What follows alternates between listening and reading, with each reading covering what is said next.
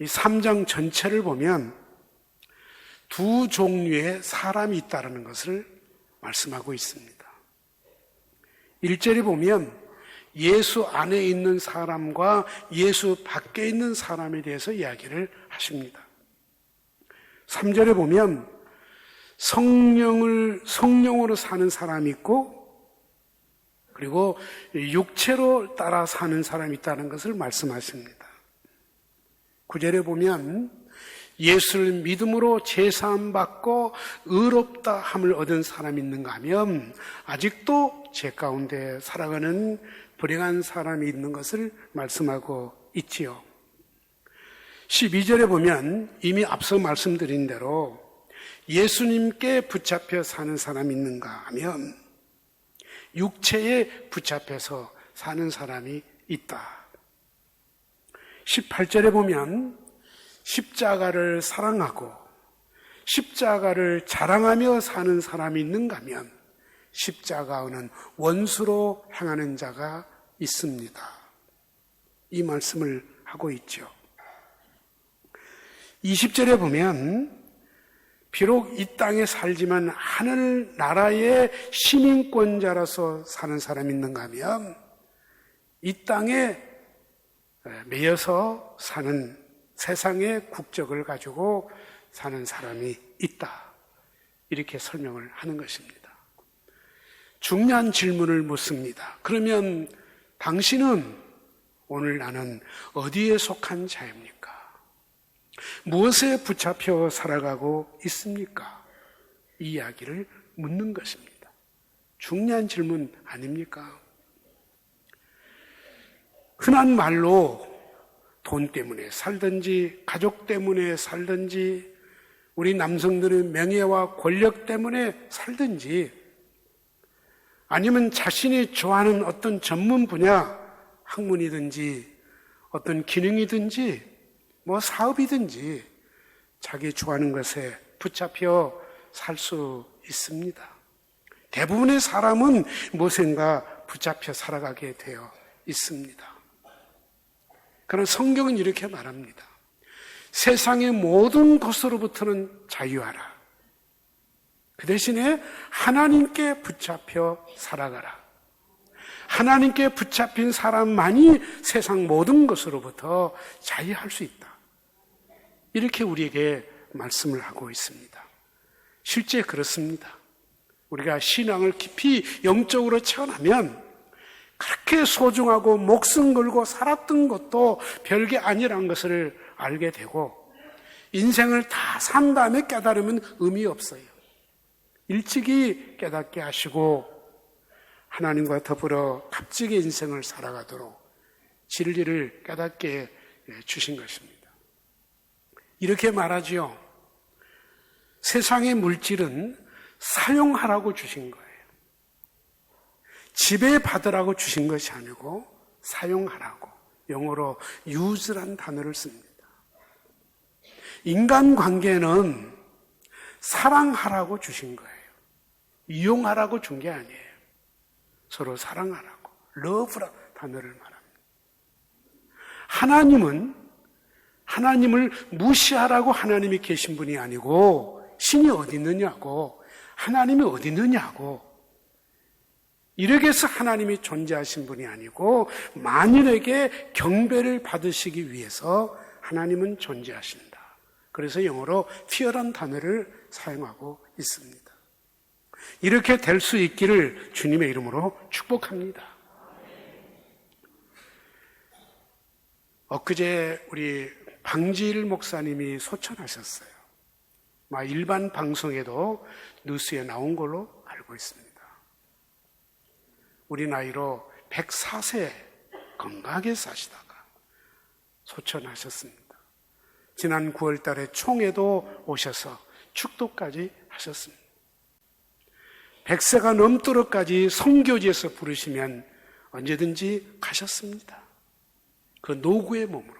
왜냐하면 이분은 일제시대 20년 동안 중국에서 선교 사역을 하셨던 분입니다. 해방이 되면서 돌아왔습니다. 공산국가가 되면서 추방당하여 한국으로 돌아오셨고 지금까지 교회를 섬기면서 한국 교회를 사랑하면서 선교사들을 영혼 구원, 선교를 위해서 일생을 살아오셨어요. 후배들을 위해서 매 주일마다 성경 공부를 가르치시고 선교지를 다니면서 복음을 전하시고, 왜냐하면 본인이 선교사였으니까. 사심 없이 욕심 없이 이렇게 평생을 사시다가 하나님 나라에 가셨습니다. 한국의 모든 교단을 초월해서 이분 어르신을 존경했고 사랑했습니다. 그런데 그 어르신이 하나님의 나라에 가신 것입니다. 이분이 평소에 즐거했던 말이 있습니다.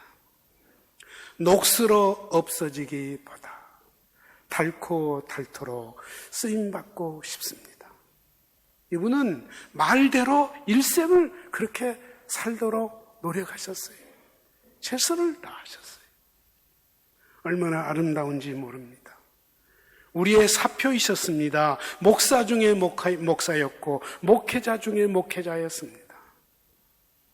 하나님께서 1세대에 한국을 위해 썼던 귀한 종들, 이제 그 어르신이 가면 마지막 가지 않았는가 하는 아쉬운 마음이 있습니다만은, 제가 이렇게 말씀드린 것은 방질 목사님을 한마디로 말하면 예수님 손에 붙잡혀서 100년이 넘도록 평생을 살아오신 분. 아멘입니다. 아멘입니다. 오늘 우리는 예수 믿는 사람이에요. 앞서 20절에 소개했듯이 우리는 하늘의 시민권을 가지고 사는 사람들이에요.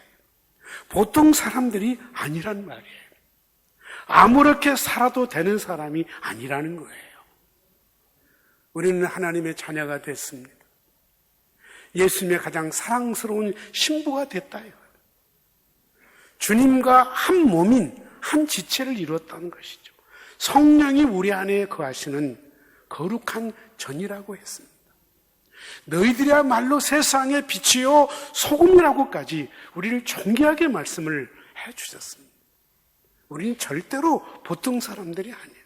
특별한 사람들이에요.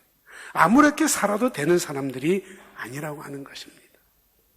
그래서 엄격히 말하면 우리는 다 이중 국적자예요. 인간적으로는 대한민국의 국민이요, 영적으로는 하나님의 거룩한 백성의 시민권을 가지고 살아간다 이거예요. 우리는 믿음으로 살아야 됩니다. 멋있게 삽시다. 아름답게 살고 신자답게 살고 이렇게 살기를 원하는 것입니다. 그럼 오늘 우리는 예수님께 붙잡힌 사람의 징표, 그게 뭐냐 이거예요. 오늘 성경은 아주 담백하게 말씀을 하고 있습니다. 1절인데요. 같이 한번 보겠습니다. 끝으로 나의 형제들아 주 안에서 기뻐하라. 너희에게 같은 말을 쓰는 것이 내게는 수고름이 없고 너에게는 안전하니라. 4장 4절을 보세요. 4장 4절입니다. 주 안에서 항상 기뻐하라. 내가 다시 말하노니 기뻐하라. 빌립보스를 꼭 보세요. 기뻐하라, 기뻐하라. 이 말이 노래의 후렴처럼 반복되고 있어요. 수없이 강조를 해요. 주 안에 기뻐해라.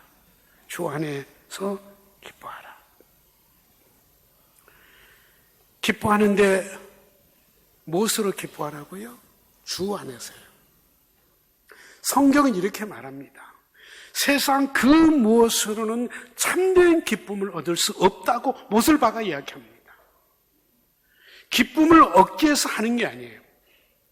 그것을 사용해서, 그것을 이용해서 하나님을 기쁘게 드린 것인데, 하나님을 기쁘게 드릴 때 진정으로 내가 기쁨을 얻을 수 있다는 거예요.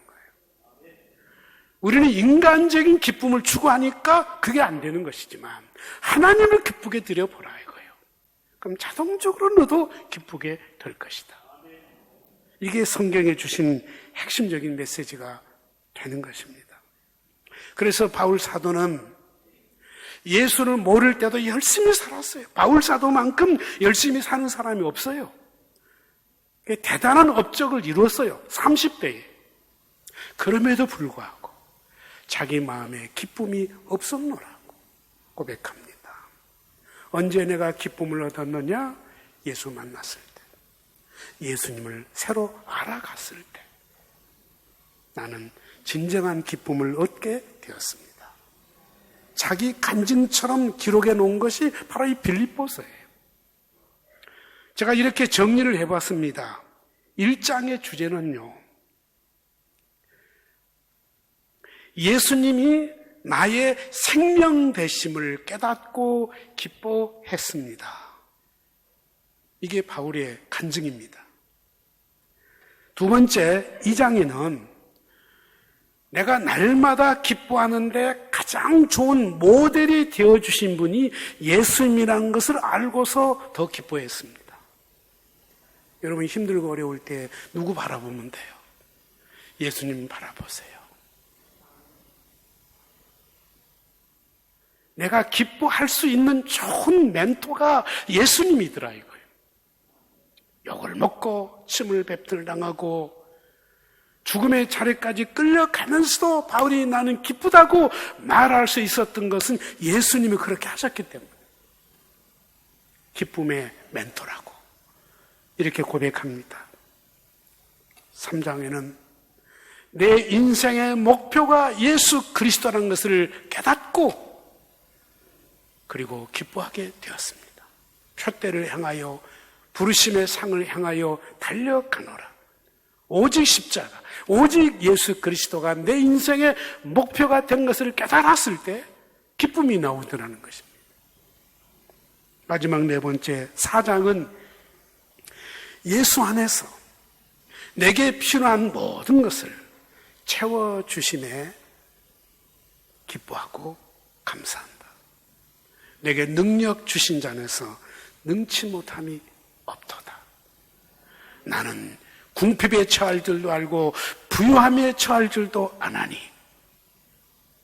가난하든지 부하든지 기뻐할 수 있는 이 비결. 왜냐하면 하나님이 다 채워주시더라는 거예요. 아멘입니다. 그래서 나는 기뻐할 수밖에 없습니다.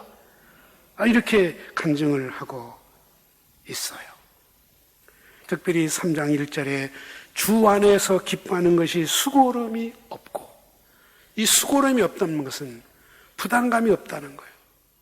바울이 지금까지 설교를 수없이 했지만은 복음을 수없이 전했지만 가장 많이 강조한 말, 예수 안에서 기뻐하십시오. 이 말 했을 때 1000번을 하든 10,000번을 하든 나도 기뻐진다는 거예요. 부담감이 없다는 거예요. 지나침이 없다는 거예요. 할렐루야. 바울은 이만큼 확신을 가지고 오늘 우리에게 이 메시지를 주고 있습니다. 오늘 또 이 음성을 들려주고 있음을 믿습니다. 왜냐? 나중에 말씀을 드리겠지만은 주 안에서 기뻐하는 것만이 모든 시험을 이길 수가 있고 유혹을 이길 수가 있고 고난을 극복할 수 있더라는 거예요. 그러잖아요. 예수님 한 분만으로 만족하고 내가 행복할 수 있다라면, 헛눈 팔 이유가 없다라면 무엇이 문제겠습니까? 이만큼 예수 그리스도는 내 인생의 한 부분이 아니고 내 인생의 모든 것이라는 거예요. 이런 정도로 예수님께 빠져봤으면 좋겠습니다. 저도 그렇고요. 제가 이 본문 가지고 설교를 하면서 얼마나 마음이 부담이 되는지 모르겠어요. 예수 믿으면 첫째 증거가 기쁨입니다. 이걸 설교를 해야 되겠는데 내가 기뻐해야 되지 않겠습니까? 그거 쉽습니까? 내가 기뻐한다고 마음이 그냥 기뻐집니까? 안 되잖아요. 여러분 아시잖아요. 세상 것은 주면 기쁘고 칭찬해주면 기쁘지만은 그건 임시예요. 하나님께로부터 주시는 진정한 기쁨을 내가 가져야 오늘 이 설교를 하겠는데, 하나님 저에게 기쁨을 주세요. 어젯밤에도 밤늦도록 이 자리에 와서 하나님께 기도드린 제목이에요. 오늘 우리 가운데 기쁨이 있기를 주님의 이름으로 축복합니다. 어떻게 해요? 방법 간단해요. 예수 안에 있으면 된다. 아멘. 예수 안에서. 예수님이 내 안에 계시고 내가 예수님 안에 있으면 우리는 믿잖아요. 임마누엘의 하나님이라. 하나님이 나와 함께 하시도다.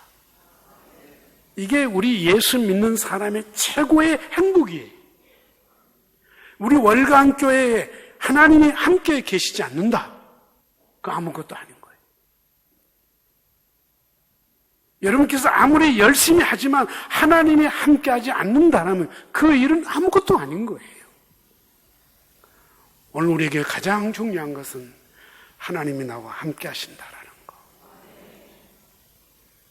내가 주님 안에 있고 주님이 내 안에 계신다라는 거. 아주 쉽게 예를 들어볼게요. 이번에 비행기를 타고 미국 갔잖아요. 하나만 말인데 누가 날아갔겠어요? 계산해 보니까 거의 25시간을 비행기를 타고 왕복한 것입니다. 지구를 한 바퀴 도는 시간입니다. 비행기가 뜨는 높은 창공의 높이는 얼마이고 비행기 밖의 기온은 영하 몇 도일까요? 사람이 맨몸으로 그 높이를 날아서 간다는 것은 상상할 수도 없는 것입니다. 즉시 동사고 맙니다. 저는 비행기 탈 때마다 신기합니다. 앉아서 잠을 자면 침대요, 안방이요, 추워서 밥을 먹으면 식탁이요, 책을 읽으면 책상이요, 어떤 분은 앞에 모니터에서 영화를 감상해요. 대부분 영화를 봐요. 영화를 보고 있으면 극장이요. 옆에 사람끼리 재밌게 대화의 장소가 되는 거예요. 그렇게 편안할 수가 없어. 이게 어떻게 가능합니까? 옛날에는 상상도 못한 일이에요. 이게 어떻게 가능합니까? 간단하더라고요. 내가 비행기 안으로 들어가니까 끝나더라고요. 고민할 게 하나도 없어요. 이번에 우리 20명의 월간의 가족들과 같이 갔기 때문에 일부러 제가 한 주간을 배려를 했습니다. 먼저 간 거예요. 그래서 이번에 처음으로 함께 시애틀 쪽과 밴쿠버와 그 다음에 럭키산을 4일 동안 좀 돌아봤어요. 3,000m 이상 된 산이 줄줄이 이어져 있는 거예요. 고산이 모였습니다. 산마다 산봉우리에 만년설이 있습니다. 빙하가 있습니다. 이런 산만 계속 보고 돌아다니는데 재미있겠어요, 없겠어요? 그러나 주님의 높고 위대하심을 내 영혼이 찬양하네. 우리 얼마나 감격하고 감동하고 역사의 고적지를 찾아가면 인간의 냄새가 나지만 자연은 때묻지 않은 하나님의 지으신 그 웅장한 모습거든. 정말 놀랍습니다. 어느 곳 산봉우리에 갔더니 세계 곳곳의 방향으로 국기가 있어요. 그 나라 방향으로. 보니까 우리나라 국기도 있어요. 거기서 뭐 했을까요? 우리끼리 모여가지고 동해물과 백두산이 마르고 닳도록 찬송을 부르는데, 찬송이 아니죠. 애국가를 막 불렀어요. 기분이 너무 좋았어요. 근데 일부러 그 빙하, 만년설, 그 빙하를 걸어보는 그 기회가 있었는데 특별히 만든 자동차래요. 거기밖에 없는 자동차. 그리고 유일하게 저 남극에서 빙하에서 쓸 수 있는, 다닐 수 있는 자동차, 특수 제작한 자동차를 저희들이 타고 빙하일을 지나간 거죠. 빙하에서 차에서 나와서 15분 동안 기회를 딱 주는, 15분 동안 있다가 들어오세요. 우리 식구들이 10분도 안 돼. 다 올라오는 거예요. 다 들어온 거예요. 왜 그랬겠습니까? 바람이 얼마나 세고 얼마나 추운지 오래 서 있을 수가 없는 거예요. 그게 자동차로 다 들어오는 거예요. 근데 자동차는 히터가 들어오니까 얼마나 따뜻하고 편안하고 좋습니까? 우리는 하나님이 주시는 저희들의 가정에 살면서 똑같은 건 느낄 거예요. 추운 겨울에도 런닝구에 메리아스에 편안하게 잠을 자고 삽니다. 태풍이 온들 비가 온들 폭설이 내린다 아무런 영향을 받지 않고 평안하게 지만 우리가 살고 있잖아요. 우리가 세상의 이치도 이루고 살고 있어. 이 물방울 같은 작은 생명이 어머니 모태에 딱 잉태되면 세상에 태어날 때까지 철저히 보호를 받잖아요. 할렐루야입니다. 우주를 지으신 하나님이 내가 그 안에 있다고 그런다면, 하나님이 나를 보호하신다고 계신다라면, 이걸 분명히 믿는다라면 무엇을 두려워할 수 있겠습니까? 오늘 우리에게 이 믿음 있기를 주님의 이름으로 축복합니다. 그런데 세상을 돌아보면 우리 성도들이 사는 모습을 바라보면 보호막이 없어요. 험악한 태풍과 파도가 치는 고해 같은 세상에 살고 계세요. 위험의 요소들이 너무 많아요. 이런 세상에 사는 우리 성도들이 어떻게 해야 신앙을 지키고 생명을 보호하고 하나님이 주신 이 마음을 빼앗기지 않고 믿음으로 살 수 있겠습니까? 기도가 나오지 않을 수가 없습니다. 우리는 믿습니다. 예수 안에서. 예수 안에서. 예수를 믿는다는 것은 아주 쉽습니다. 주님을 내 마음에 받아들이면 되는 것입니다. 그런데 왜 받아들이지 않습니까? 내 마음이 굳어졌다는 거예요. 여러 가지 일 때문에 속상하고 그래서 마음이 철장에 닫혀 있어. 찬송을 불러도 기도를 해도 마음이 잘 열리질 않아요. 마음이 아프다는 뜻이에요.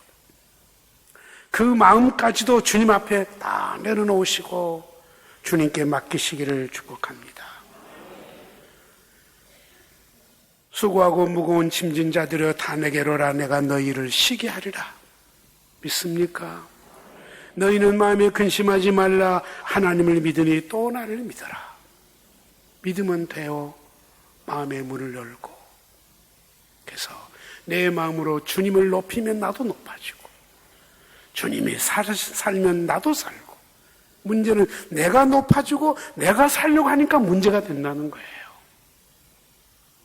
우리는 사심 없이 주님께 모든 것을 맡기고 믿음으로 살아갈 수 있기를 바라요.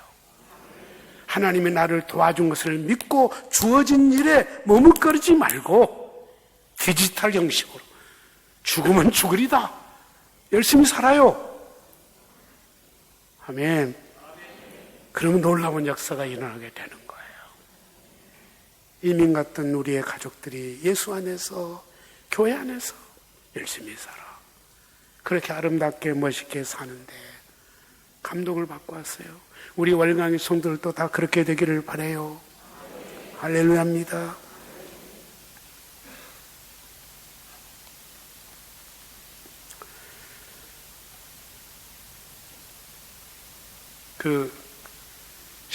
우리 정신치료를 전문하는 그 병원 원장님이 이렇게 말했습니다. 몸이 갑자기 아프거든. 마음을 살펴봐라. 모든 병은요, 대부분이 우리 마음으로부터 온다는 거예요. 마음을 살펴봐라. 그리고 마음이 아프거들라. 신음소리를 내어라. 네? 그리고 깊은 신음소리를 내면서 깊은 호흡을 해보십시오. 우리 예수 믿으면서 가장 깊은 신음소리가 기도란 걸 아세요? 기도예요, 기도. 깊은 한숨의 소리, 한에 맺힌 소리, 하나님께 쏟아놓는 것이 기도예요. 그리고 도움을 요청해라.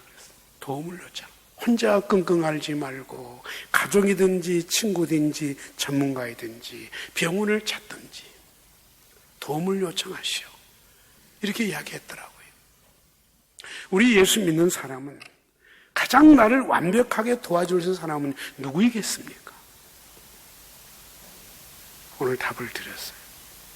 예수님이십니다.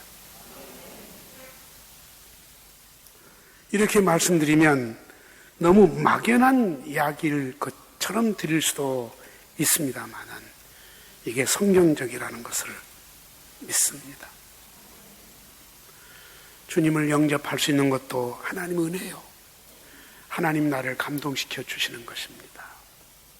그래서 성령으로 봉사하고, 이 말은 성령으로 예배를 드리시고 성령의 깨닫게 하심으로 말씀을 들으시고 성령의 도우심으로 깊은 한에 맺힌 한숨을 평안하는 기도를 하나님께 올려 드리시고 하나님께 모든 것을 맡겨보세요.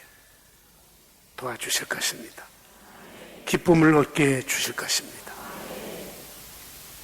이 기쁜 마음으로 세상을 이길 수 있기를 축복합니다.